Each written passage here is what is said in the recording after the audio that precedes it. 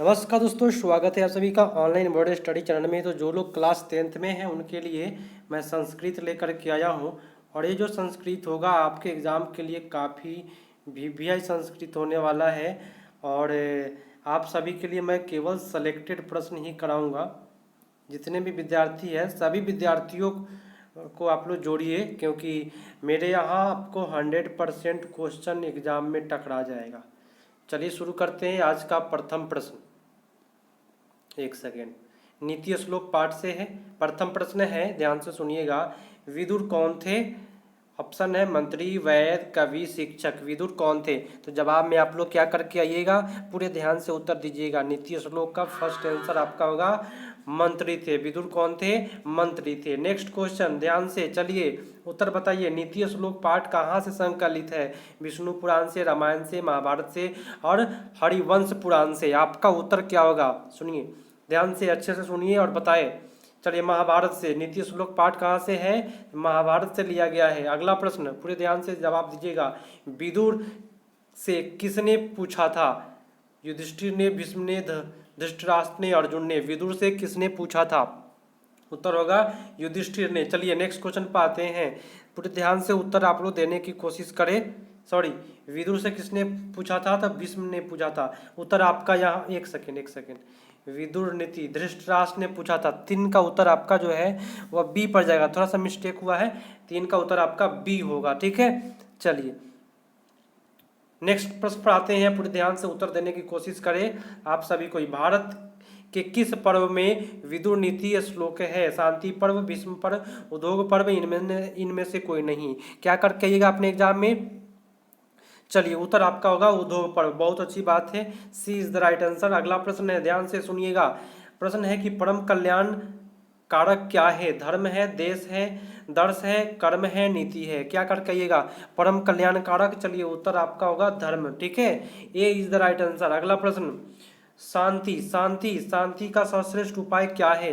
शांति, दया, लोभ, क्षमा, मोह। शांति कब बनी रहेगी? आप सभी को पता है, शांति जब बना रहेगा जब आप किसी को क्षमा कर देते हैं। कोई व्यक्ति गलती करता है, आप क्षमा कर देंगे तो शांति बना रहेगा।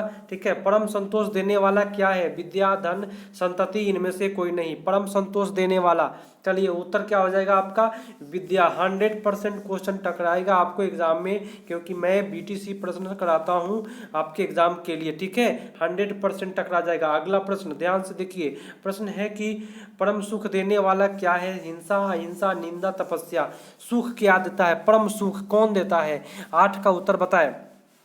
चलिए अहिंसा हो जाएगा आपका। ठीक है, परम सुख देता है अहिंसा, परमो धर्म। आप लोग पढ़े होइएगा। ठीक है, चलिए आप लोग एक बार लाइक कर दीजिए, नए हैं तो जुड़ जाइए एक बार फिर से।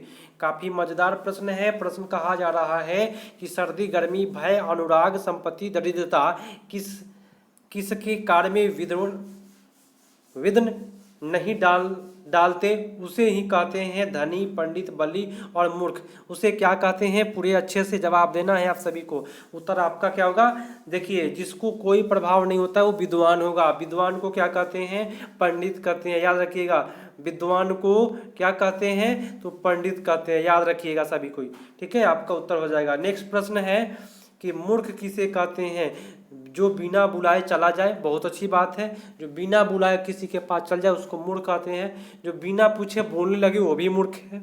ठीक है, आत्मविश्वसनीय व्यक्ति पर विश्वास करें, मतलब जिस पर विश्वास नहीं है फिर भी आप उस पर विश्वास कर रहे हैं, तभी आप मूर्ख हो जाइएगा। बोले तो आपका उत्तर इसमें आपका सभी हो जाएगा। सबसे बेटर उत्तर आपका D is the right answer. अगला प्रश्न है, सुनिएगा ध्यान से। ईश्वर चाहने वाले को कितने दुर्गुणों को त्याग कर देना चाहिए? 4, 6, 5, 8। जो ईश्वर चाहता है अपने आप को, उसको क्या करना चाहिए? कितने दुर्गुण को? तो 6 दुर्गुण को आपको त्याग कर देना चाहिए। ठीक है, आपका उत्तर हो जाएगा 6।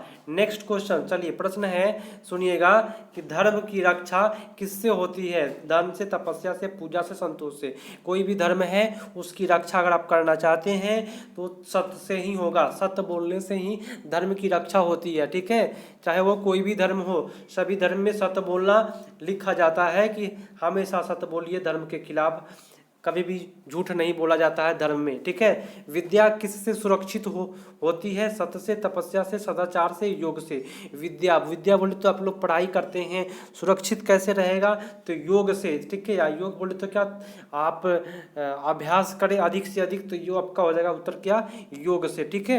उत्तर यहाँ पे बी पर चला गया। नेक्स्ट प्रश्न है कि कुल की रक्षा किससे होती है? कुल की रक्षा सदाचार से, विद्या से, धन से, सत्य से। तो कुल की रक्षा कभी भी याद रखे सभी कोई, कुल की रक्षा सदाचार से होता है। क्या होता है? सदाचार से होता है, ठीक है। अगला प्रश्न है, ध्यान से सुनिए। प्रश्न कहा जा रहा है कि विनय भाव किसका नाश करता है? क्रोध का, अपयश का, लोभ का, मोह का।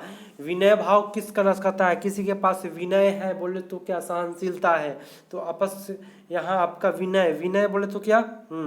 अपस्य का, ठीक है। चलिए अगले प्रश्न पर आते हैं, सुनिएगा। काफी मजेदार प्रश्न है। नरक के द्वार कितने प्रकार के होते हैं जिसे व्यक्ति, यहाँ पे थोड़ा सा टाइपिंग छूटा हुआ है, जिसे व्यक्ति का नाश होता है? 4 प्रकार का, 3 प्रकार का, 5 प्रकार का, 7 प्रकार का। देखिए नर्क के कितने द्वार होते हैं जिससे व्यक्ति का नाश हो जाता है? तो याद रखें नर्क जाने का जो द्वार है वह 3 द्वार है, नर्क जाने का द्वार, ठीक है। आपका उत्तर 3 हो जाएगा। अगला प्रश्न है, सुनिएगा कि दुख का विषय क्या है? दुख का विषय भ्रांति, अशांति, शांति और क्रांति। देखिए कब आप दुख हो जाते हैं, दुखी में पड़ जाते हैं, तो कभी भी आप अशांत रहेंगे ना तो आप दुखी रहिएगा। अशांत माइंड हो जाता है दुखी होने पर, है ना, माइंड सही से नहीं रहता है। इसलिए पूरे अब की बार 400 पार कर जाना है सभी विद्यार्थियों को, तो रेगुलर बने रहना है मेरे चैनल पर। आपको केवल सेलेक्टेड प्रश्न मिलेगा। अगर आप सब्जेक्टिव तैयारी करना चाहते हैं तो इस वीडियो के डिस्क्रिप्शन में जाइए, वहाँ से आप सब्जेक्टिव तैयारी करेंगे, आपको बोर्ड पर ही याद हो जाएगा। ऐसे मैं बताया हूँ आपको कि मजा आ जाएगा, बोर्ड पर याद हो जाएगा। बिना बुलाए कौन आता है? सज्जन, मूर्ख, दुर्जन, इनमें से कोई नहीं। आप सभी को पता है बिना बुलाए कोई भी अगर आता है तो उसको हम मूर्ख कहते हैं। आपका उत्तर सी हो जाएगा, ठीक है। अगला प्रश्न है, सुनिएगा। प्रश्न है कि नीति श्लोक पाठ महाभारत के किस पर्व से संकलित है? वन पर्व से, शांति पर्व से, उद्योग से, भीष्म पर्व से। देखिए नीति श्लोक पाठ महाभारत के किस पर्व से संकलित है? तो उत्तर आपका होगा बी, उद्योग पर्व से। क्या होगा? उद्योग पर्व से, ठीक है। नेक्स्ट प्रश्न है, टोटल 21 प्रश्न है, करके जाइएगा। महाधीराज धृतराष्ट्र के प्रश्नों का समुचित उत्तर कौन देता है? मंत्री विदुर, दुर्योधन, कृष्ण, अर्जुन। देखिए धृतराष्ट्र जो था उसके प्रश्नों का उत्तर देने का जो काम करता था बैठे बैठे, वो मंत्री विदुर था, बैठे बैठे उसका उत्तर देने का काम करता था। और आज का ये लास्ट प्रश्न है, इसके बाद आप अपने दोस्तों के पास जरूर शेयर करें ईमानदारी से। अगर आपको सेशन अच्छा लगा हो और एक बार एग्जाम दे करके आए, आपको पता चलेगा कि कितना क्वेश्चन मेरे यहाँ से टकराता है। डेफिनेट रूप से 400 प्लस नंबर आएगा, और मेरे यहाँ काफ़ी बच्चों का भी आया है। आपकी बारी है।